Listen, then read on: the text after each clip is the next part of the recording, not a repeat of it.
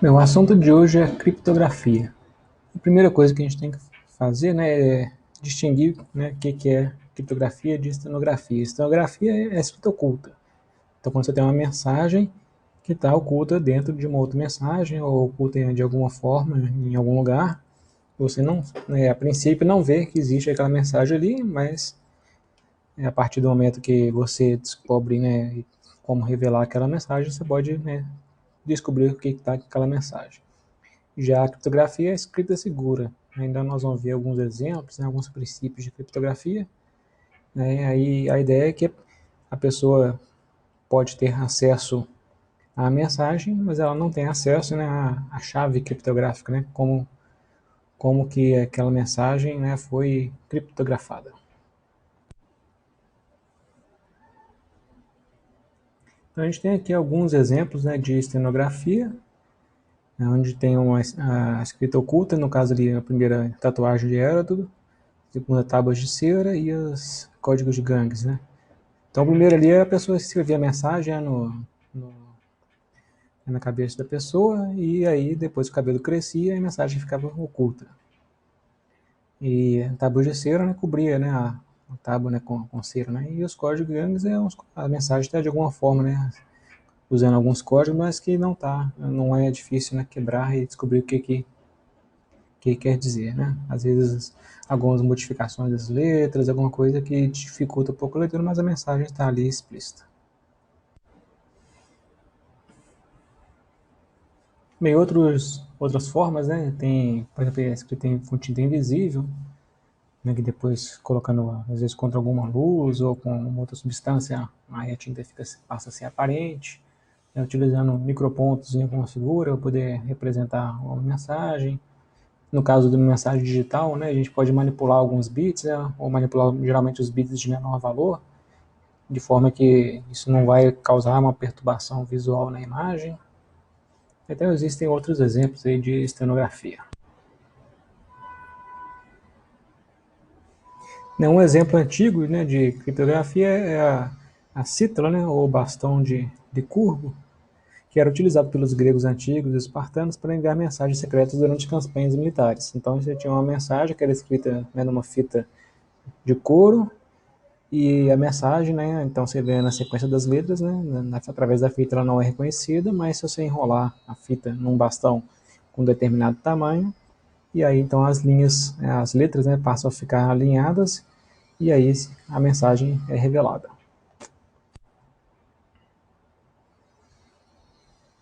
E outro exemplo antigo é a cifra de César. Então aqui a gente tem, né, a ideia de como é que é, a ideia é que o alfabeto ele é mapeado de acordo com uma transposição. Então, nesse exemplo aí, mostrando, por exemplo, o D é mapeado no A, o E é mapeado no B, o F no C e assim por diante. Então, a gente faz a transposição das letras. Então, tem ali um utensílio, né, o antigo, usado para fazer a transposição, né, onde você roda um disco em relação ao outro, e aí você vai ter, né, a relação de transposição entre as letras. E essa ideia também foi utilizada depois, né, com o Hot 13, por exemplo, né, que foi usado muito na internet, na década de 80, para esconder piadas potencialmente ofensivas, às vezes resposta de enigmas e outros spoilers. A vantagem do Hot 13 é que, né, usando para os caracterizar as apenas, né, só para as letras, fazendo uma rotação de 13, o codificação e decodificação, né, passa a ser o mesmo algoritmo.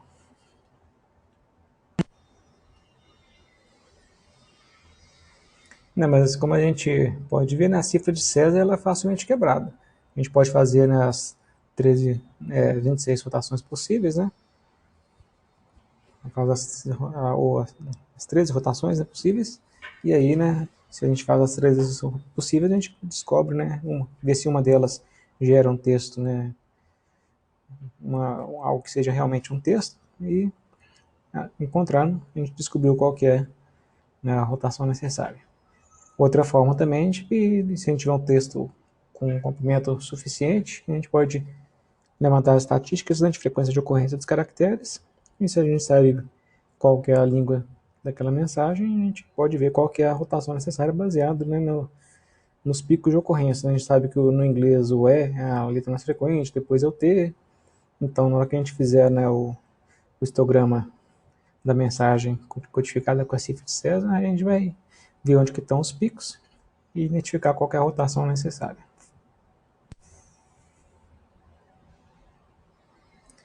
Bem, a cifra de Beala é um outro exemplo, onde a gente tem algum documento, algum texto, um livro que é usado como referência, e aí as palavras, né, as palavras na mensagem, elas vão ser cifradas utilizando a referência, a posição, né, onde aquela palavra aparece no documento de referência. Então, se a primeira palavra aparece na posição 71 daquele documento, então, esse exemplo aqui, então, a gente substitui a palavra pelo 71, e assim por diante. Né? Então, a gente tem que saber qual que é o documento, né, que está guardando a chave. Né? O documento fica sendo como a chave. Bem, outro exemplo, né, que é mais recente, né, o código zodíaco, né, tem múltiplos símbolos, caracteres comuns, alfabeto de anagrama. Esse código, né, ele só foi desvendado, né, quebrado em 2020. Né, não tinha, claro, um volume muito grande de mensagens cifradas para poder facilitar ser quebrado, mas né, e depois de um tempo, né, o assassino também sumiu, não mandava mais, não estava mais cometendo, acredita-se, né, não estava mais cometendo os crimes e mandando as mensagens. E então o caso passou a ficar esquecido e só agora em 2020 que ele foi decifrado. Então tem aí as referências para quem tiver interesse.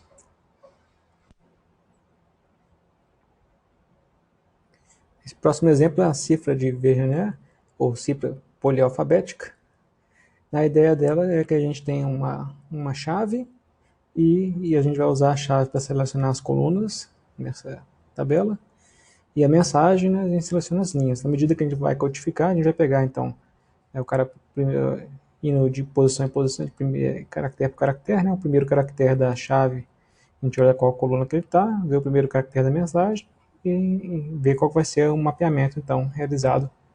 Depois passa para o segundo, né, peça o segundo da chave, o segundo da mensagem, e vai assim por diante. Então, quanto maior for a chave, né, mais longa, melhor, né, que se a chave for curta, depois de quando a chave acaba, né, a gente começa a repetir a chave para poder, né, pra gente poder quantificar a mensagem inteira. Então, quando a gente vai repetindo a chave, começa a gerar um padrão, né, por causa dessa repetição. Então, quanto maior a chave, melhor.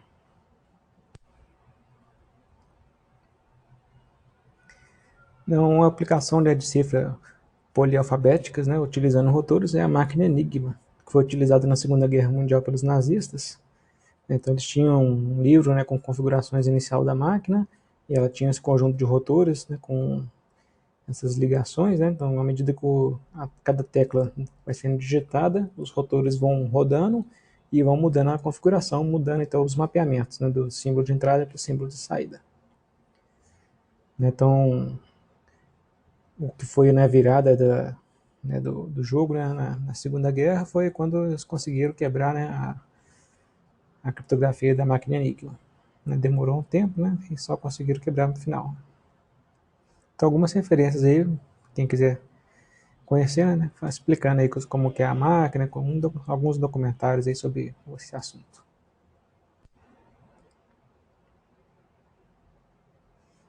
Então um princípio antigo, né, de criptografia, né, que é amplamente aceito até hoje, é o princípio de Kerckhoff.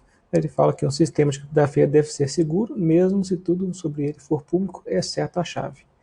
Então não devemos confiar na insegurança por obscuridade. Então geralmente, né, os sistemas criptográficos, né, eles são conhecidos, amplamente conhecidos, né, divulgados, e a chave é apenas o que é mantido em segredo. Isso é até bom também porque aí, né, permite que a comunidade, né, estude, né, esses métodos de criptografia e faça testes, né, e proponha métodos de tentar quebrar para poder ver, né, se tentar ver, né, o quão seguros esses métodos são. E esse princípio depois foi retomado mais na frente, né, em 1949 por Shannon, né, nesse artigo onde ele fala que o inimigo conhece o sistema, deve-se projetar sistemas sob o pressuposto de que o inimigo irá rapidamente obter familiaridade com eles.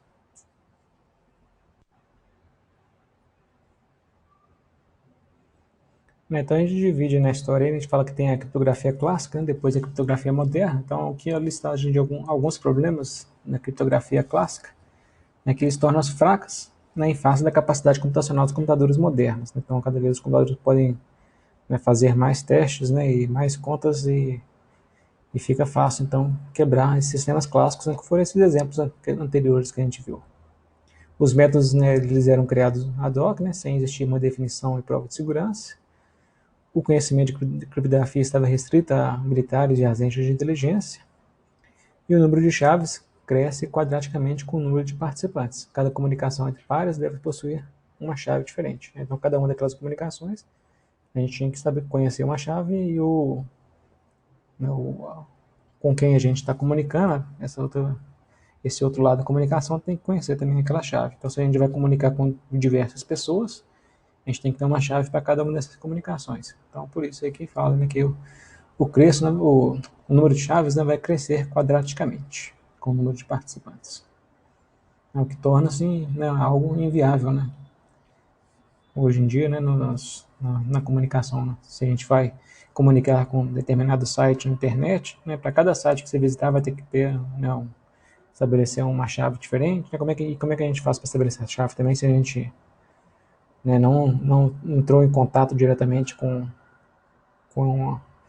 esse ser, né, essa entidade do outro lado, né? A gente tem de alguma forma trocar essa chave de forma segura.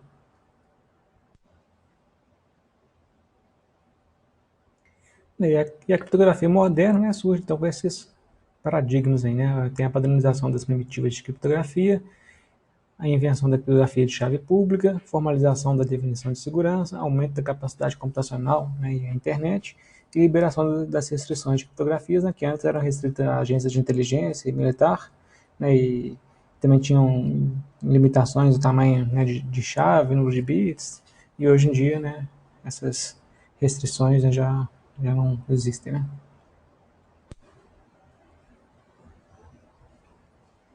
Então, ainda na década de 70, o Duff e Hellman, né, os dois autores, eles proporam uma forma, né, de que duas partes que não tiveram conhecimento prévio uma da outra troquem chave de maneira segura. Então a ideia é que cada uma das partes tenha a sua chave pública e a privada, e a combinação, né, da chave pública de um e a chave privada do outro, né, vai gerar a chave comum aos dois.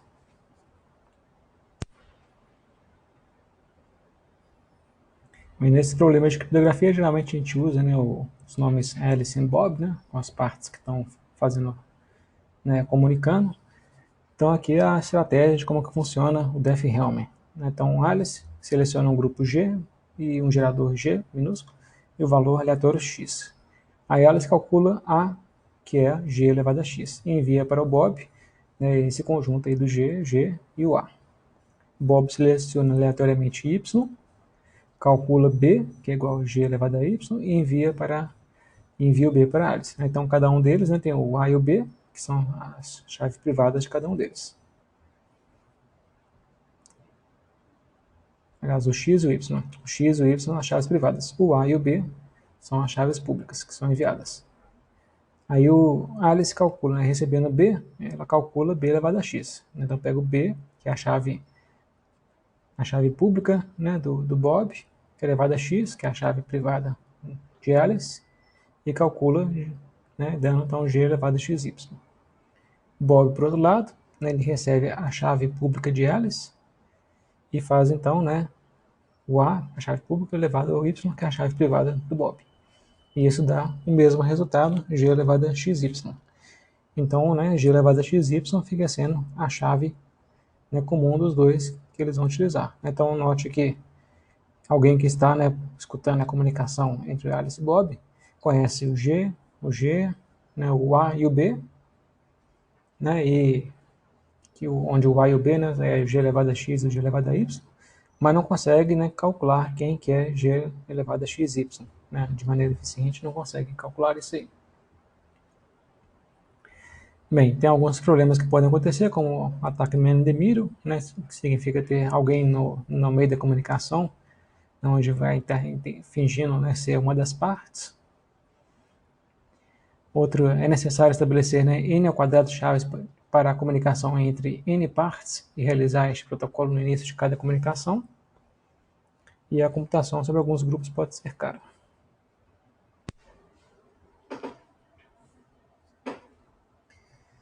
A criptografia RSA, né, criptografia de chave pública. A gente tem um par de chaves, pública e privada, e utiliza a chave pública para criptografar uma mensagem, e apenas a parte na chave privada é capaz de descriptografar a mensagem que foi, né, criptografada com aquela chave pública. Né, foi desenvolvida, né, por esses três autores, né, Rivers, Chamy e Haldeman, e por isso que o nome é RSA. Então temos aqui os passos, né, um exemplo mostrando os passos. Então, a primeira coisa é selecionar dois números primos, né, normalmente são números primos grandes, mas para simplificar o exemplo, vamos colocar números primos pequenos aqui para ficar simples, 61 e 53. Mas eu utilizo esses primos grandes para a tarefa, né, de quebrar essa criptografia e tornar para que ela seja mais difícil. Então, dados os dois primos, P e Q, a gente calcula, né, o N, que é igual a P vezes Q. Então, no caso, aí deu 3.233.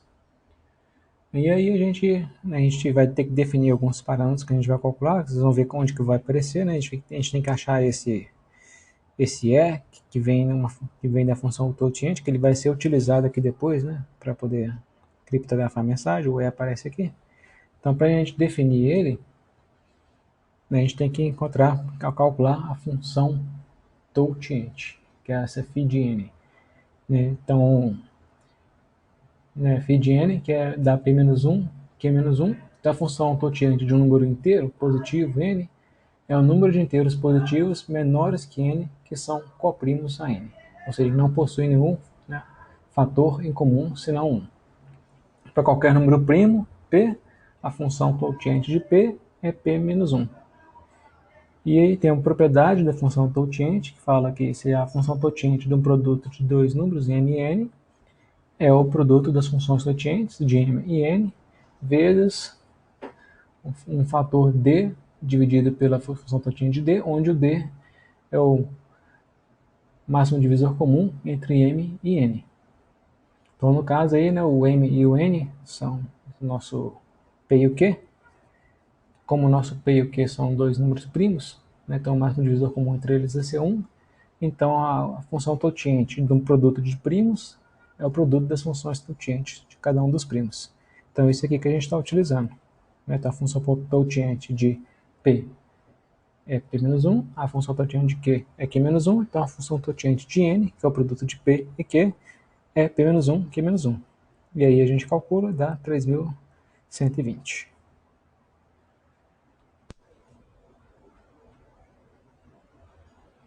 E o próximo passo é determinar quem que é o E, né, que tem que ser o coprimo com φ de n, a função totient de n.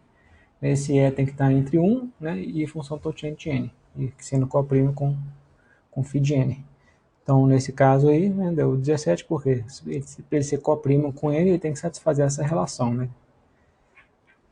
Satisfazendo essa relação, E vezes um determinado número D tem que ser congruente com 1, módulo φ de n.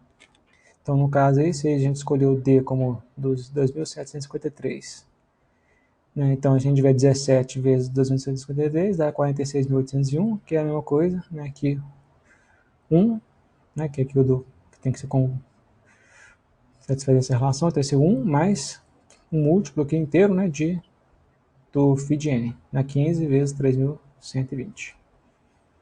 Então, a escolha, né, do E é igual a 17 e o D 2.753, né, satisfazendo então essa relação.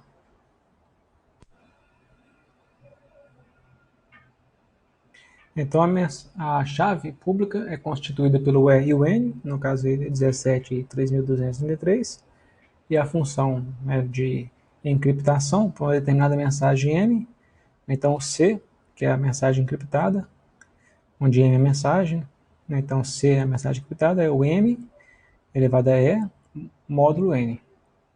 Então tem a forma aí, né, de encriptar a mensagem, né, utilizando a chave pública. E a chave privada vai ser constituída pelo N e pelo D, e a função de desencriptação, vamos fazer o inverso, a gente vai pegar, né, o C elevado a D módulo N, que é obter o M. Então a gente tem aí, né, que para descriptografar, a gente pega o C elevado a D módulo N, onde o C, né, ele é o M elevado a E, então fica M elevado a ED módulo N. E o E e o D, ele satisfaz, né, uma relação de congruência, né, que essa relação de congruência que foi dada aqui em cima, né? Então, satisfazendo essa relação de congruência, que a gente vai ter então que M elevado a ED módulo N, né, vai ser congruente com M. Então, dá a própria mensagem. E aqui no final, né, temos aqui as contas feitas para esse exemplo. Suponha que a mensagem seja de 123, né, então a gente calcula a mensagem encriptada C, dá 855, e depois a gente faz a desencriptação e calcula e dá 123, que era a mensagem encriptada.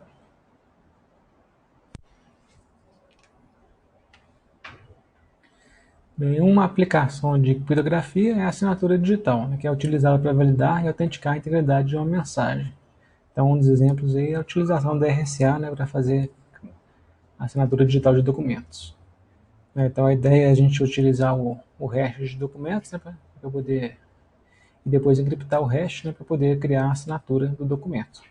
Então, aqui tem um exemplo, né, de que é a parte de assinatura e a parte de validação. Então, a gente tem um documento, então a função hash, que é uma função rápida, né, calcula um descritivo, né, uma mensagem, uma string de tamanho infinito, né, que descreve, é como se fosse uma string única, né, que nós vamos falar depois um pouco sobre o que é o hash, né. Então, esse hash gerado então, a partir dos dados, e de cada documento, se a gente calcular um hash, vai ter um hash diferente. E a ideia então é, né, utilizar esse hash para criptografar. A gente criptografa ele, e então a gente gera essa assinatura, né, junto com o certificado, anexa no documento. Então esse aqui vai ter algo com tamanho infinito para ser anexado no documento. Na verificação, a gente separa, né, então a gente vê qual é a parte que é do hash encriptado, a gente desencripta ele. Então aqui no caso a gente vai encriptar aqui com a chave privada, né, e desencriptar aqui com a chave pública. Então qualquer pessoa, né, pode pegar essa informação, esse hash criptografado, pegar a chave pública de quem diz que assinou esse documento, descriptografar e encontrar o hash. E aí a gente verifica, né, se o hash é válido. Né? Se ele for igual, significa que, então que se o hash for igual ao hash do próprio documento, a gente calcula o hash do documento aqui de novo. Se for igual, significa que é realmente aquele documento que foi assinado.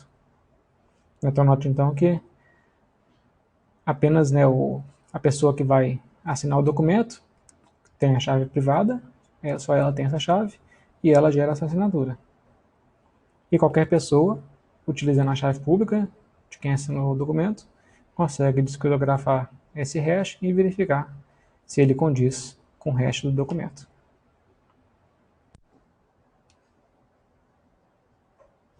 Então, quando a gente fala do certificado, né, o que é certificado? O certificado ele é emitido por uma autoridade de certificação, né, que seria um terceiro confiável, né, que vai te dar, né, quem quer, né, realmente as chaves ali públicas, né, de determinada pessoa, né, que aí você vai poder então confiar que aquela chave representa um determinado agente ali, uma entidade, uma pessoa que você quer, né, conferir a assinatura do documento. Ou te fala que né, que aquela chave pública e tal é a chave de um determinado site, né, por exemplo. Né, alternativamente, né, aos autoridades de certificação, né, os CIEs, a gente tem também, né, o Web of Trust, né, que aí é uma rede de confiança que é o modelo utilizado pelo PGP.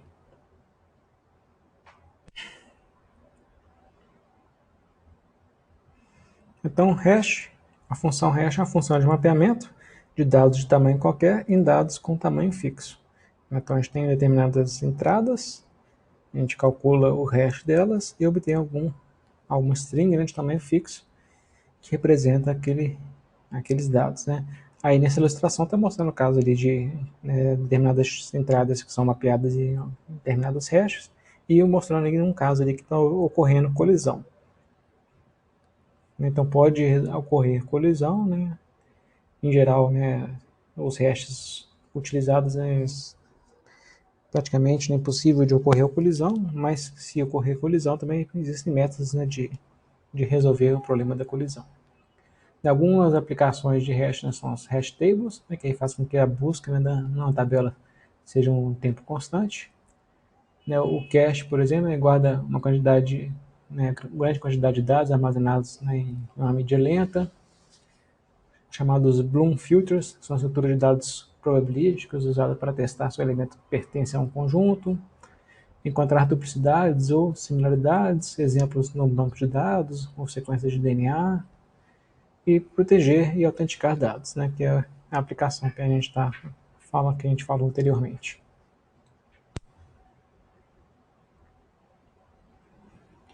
Então a função hash é uma função em que ela é simples e faz algumas operações de forma que tem um custo computacional baixo, seja rápido então de calcular, e o custo então, né, de calcular o hash para uma determinada entrada é um custo constante.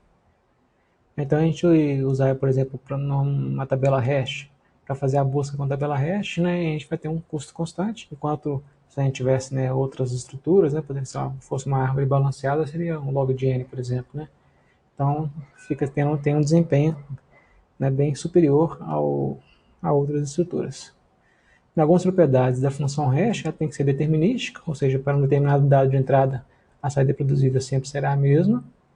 Uniformidade, os valores de hash devem ser gerados com a mesma probabilidade, uniformemente distribuídos. Em aplicações onde queremos que a busca de similaridade, podemos abrir mão da uniformidade para obter continuidade, de forma que a sequência de dados similares sejam mapeadas em valores iguais ou quase iguais. Se a gente quer uma função não inversível, principalmente para hashes criptográficos, então esse é necessário. E extensão pré-definida, né? Então existem valores que podem ser utilizados para indexar um array, então, funções de hash criptográfico utilizam valores de hash grandes para assegurar a complexidade na inversão por força bruta. O SHA-1, por exemplo, utiliza 160 bits, funções de hash dinâmica possuem extensão variável. Então, alguns exemplos de funções de hash conhecidas, né? Tem o SHA-1, né? O MD5, né? São as mais utilizadas. Talvez vocês já tenham visto, né, alguns sites, principalmente quando você vai fazer download de arquivos grandes, né, você tem lá sempre, né, eles costumam colocar também qual que é o hash daquele arquivo, né, de forma que você consegue verificar, então, após baixar o arquivo, se o arquivo baixado é o mesmo, né, que está lá.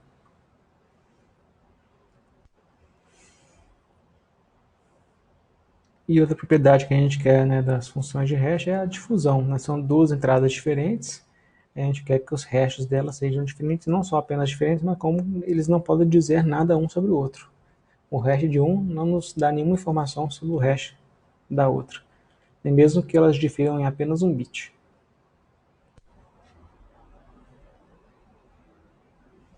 Aí aqui vamos ver alguns exemplos simples, né, de funções de hash. O hash modular tem essa função, né, k mod m, né, então para dada entrada k, a gente calcula um módulo de k com, né, um módulo m de k, onde m não deve ser uma potência de 2, né, tipicamente escolhe o m como sendo um primo, e um primo que não esteja muito próximo de uma potência de 2. E a extensão de h será m. Em geral, né, não garante uniformidade, podendo levar a muitas colisões.